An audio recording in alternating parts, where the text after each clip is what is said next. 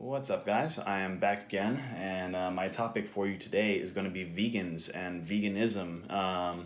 More particularly, this asshole. Why do I call him an asshole? He cannot be any older than I am, and somehow this guy is sitting in front of a classroom lecturing people on what they should be putting into their bodies. Somehow his video is floating all over Facebook, and it's popped up more than once. Okay. Another reason why I don't trust him, okay, is because, well, not that he even knows probably what the fuck he's doing, but I don't trust who's pushing his agenda, is because this same guy popped up on InfoWars. And what was he doing? He's out there protesting a cow farm. Not just any cow farm, okay? He's not protesting a cow farm that has cows stuffed into pens, okay, so tightly together that they can't even turn around. That's wrong. That they're swimming in their own shit, that's wrong, and that they're being pumped with antibiotics so they don't get sick, which ends up affecting you because it gets in the meat, that's also wrong. No, this guy and his merry band of idiots are out there protesting a farm where the cows are open range, grass-fed cows, the healthiest kind of meat that you can get. So we're going to pick them apart piece by piece, and it's going to be fun. Let's see what he's got to say. I'm going to turn the volume up. And if you guys will notice, the title of the video is, Are We Natural Eat Eaters? And I can answer that for you right now. The answer is yes, we're omnivores, just like many other animals, bears, raccoons, coyotes, you name it. And let's begin. Now, if I brought a pig into this room now, say a live pig, and I said to you, kill this animal using what you were biologically given, because all natural animal eaters in the wild kill the prey that they eat using what they were biologically given, which is their claws and their canines. So if I said to you, kill this pig using what you were biologically given, how many of you think you'd be able to do that? I think I'd definitely be able to do that. And what's more than canines and claws, we also have opposable thumbs that we evolved with, so we could use tools for hunting animals, right? That's another thing that we got. But you could definitely, unless it's a wild pig, like a really big pig, no, you probably couldn't kill a pig with your bare hands, but you could definitely kill a chicken with your bare hands. So that's a very limited example. Let's keep going. I mean, let's be honest, when you try to maul that pig would probably roll over and accept a little tickle off you. No, they would not. Not if you're dealing with a wild pig. If you tried to pull that shit with a wild pig, that pig would gore the fuck out of you. Moving on. Let me tell you that pigs absolutely love belly rubs. If anyone's ever spent time with pigs, you can vouch for this. They love... Maybe domesticated pigs, not wild pigs. Belly rub. So when you were trying to maul that pig would roll over and accept a belly rub right there in front of you. You see, the utensils that we have for killing are very rudimentary and very crude. We're not effective predators. We're not effective predators is what he was about to say. Wrong. Human beings are the most effective predators on the planet. That's why we are where we are, at the top of the food chain. Moving right along. But let's say, for the sake of argument, that you do kill that pig, and now in front of you is not only a dead pig, but that pig carcass is now open. You've effectively butchered the pig, and in front of you lays the open carcass of that once living pig. Are you going to eat the raw meat? What about the organs, like the intestines and the cartilage, and the tendons and the ligaments and the brain, all that nasty stuff that we... Well, yeah, that's what people used to do. That's what we did before we discovered that cooking food really decreases your chances of getting sick.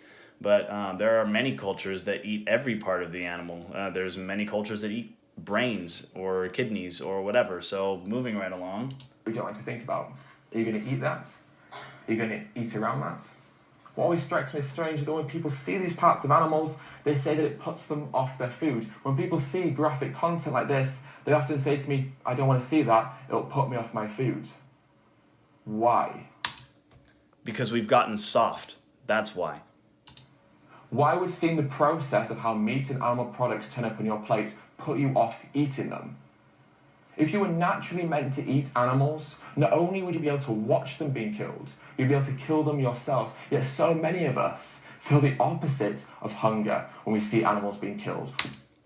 We kill animals all the time. People go out and go hunting all the time. This might be different if you live in a city, but if you're somebody who lives up north and you're in the trees, you go hunting, you do that kind of thing, you skin your own animals, okay? You prepare your own meat. You gut your own fish. Moving right along. We feel repulsed. We feel angry. We feel sad. We feel frustrated. We don't understand why they're suffering so much. If we were natural animal eaters, this wouldn't faze us at all. Yet that's one of the most common things that people say to me. I don't want to watch the documentary because it'll put me off my food. but they'll still eat it. Why is this? Say I bring a cow into this room now, and I present you all with a freshly sharpened knife. And I say, who of you will cut the throat of this cow? I'd rather use a gun, but I'll do what I gotta do if I need to eat. Would any of you volunteer to do so? Say instead of a cow, it's now a 6-month-old lamb that I bring into this room.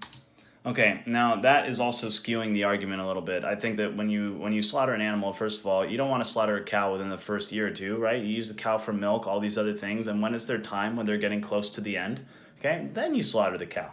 I mean, think about it. If you believe in the soul outside the body and all that shit, and evolution of the soul and moving from lifetime to lifetime, would you really want to be a cow for very long? Never occur to you that maybe you might be doing them a favor, moving right along? And I say, who of you will decapitate this lamb, cut their leg off, and have a lamb shank?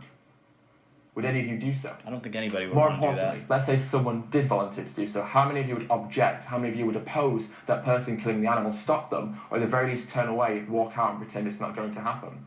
Say you're walking down the road and you see someone beating and abusing a dog. Do you step in?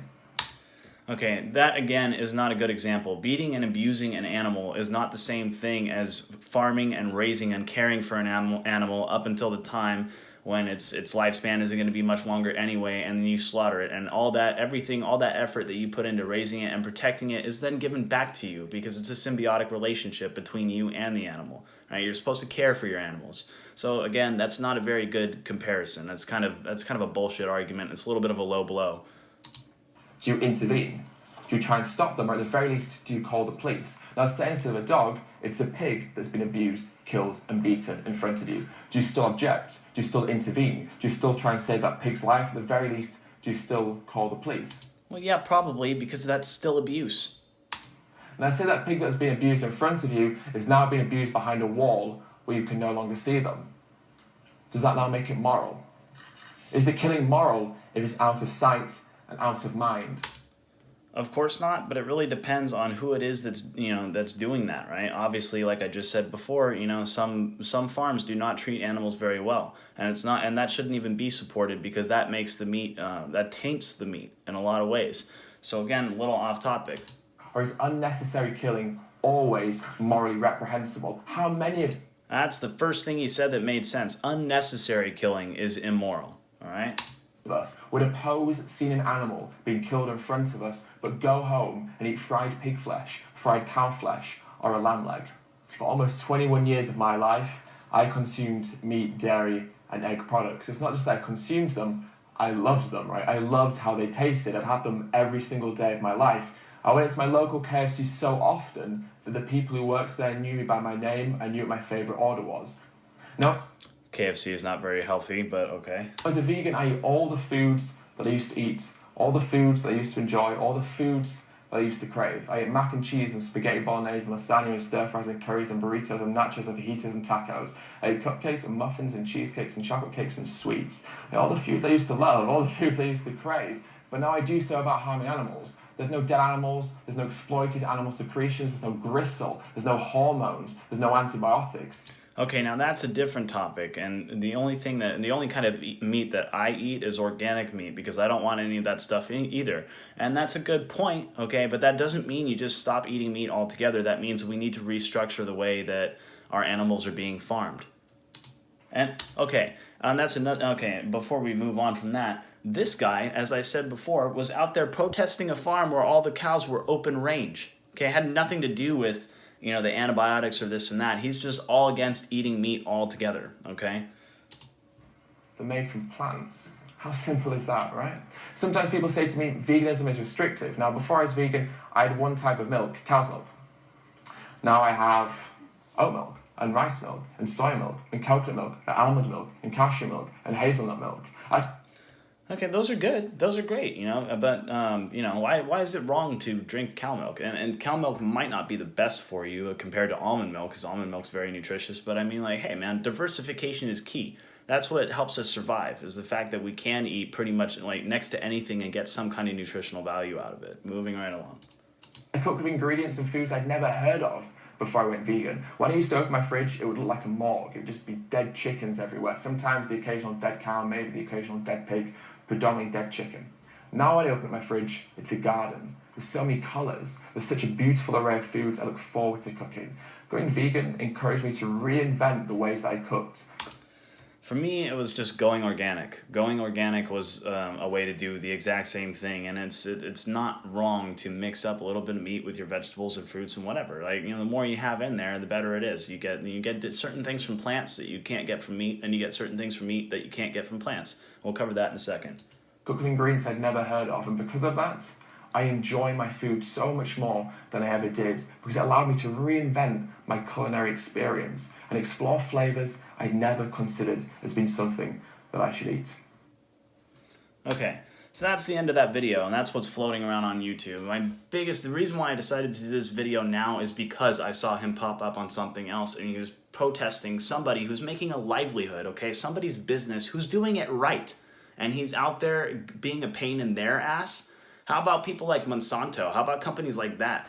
How about places that stuff cows, like I said, into those tiny little spaces where they can't even turn around, okay? Like, that's really fucked up. Instead of going out there and protesting shit like that, he's going out there and protesting a farm that actually gives a shit about its animals. What does that tell you about this guy and who he's listening to, and maybe who's telling him what to do, Another thing too, if you lift or you weightlift or whatever, you'll notice that if you eat meat, you'll gain a little muscle a little faster than you would if you were on a strictly vegan diet. Now, can you get some types of protein from plants? Sure, but there are many different types of proteins, and there are many different types of benefits to eating meat. For example, meat also, there are certain things in meat that spur protein synthesis and muscle growth, right? That, and you'll have more density of protein in meat than you will in plants, and in a way you kind of need that, because if you eat, the more you eat, the harder your body has to work to digest things, okay? And the more your body has to do that, the less it can heal from other things that you're doing, right? Meat is really largely comprised of almost exactly what you are comprised of, is flesh, right? So obviously, to me, it would seem obvious that it'd be more efficient to rebuild whatever it is, whatever damage it is that occurs in your body. Another thing to look out for is that when you look up this kind of thing on the internet, like I said, like with, search engines and stuff, you'll always get really a one-sided argument. You'll never get both sides of the argument. You'll see everything about why meat is bad for you, and it usually has to do with meat that have antibiotics, or meat where the cows get sick or they're kept in poor conditions, yada, yada, yada, or how if they're not really raised out and about, all the waste from those cows can affect the environment in certain ways. Those are problems that we can all solve. Right? Don't fall into the vegan thing, okay? I mean, there's a reason why we're built the way that we are, all right? Diversification is one of our strongest traits as a species, and that means we can eat a little bit of meat, we can eat a little bit of vegetation, plants, fruits, whatever. That's a huge attribute to why we can survive the way we do. And now, am I saying you have to eat meat every single day? No, that's like too much of anything is not good for you. But if you're exercising on a particular day, you're weightlifting on a particular day, whatever, I'd say you should probably be eating meat at least 3 to 4 times a week, maybe 5, and it doesn't need to be that much, just whatever satisfies you. And we eat too much as it is, and that's true. You don't need to be eating 3 meals a day. You should really only be eating between probably about 12 in the afternoon and 5 or 6, 7 at night. Maybe 7 is even a little too late. 5 or 6, that's around the time you should be eating, because that's when you're the most active. That's when you're burning the most. You're burning the most energy.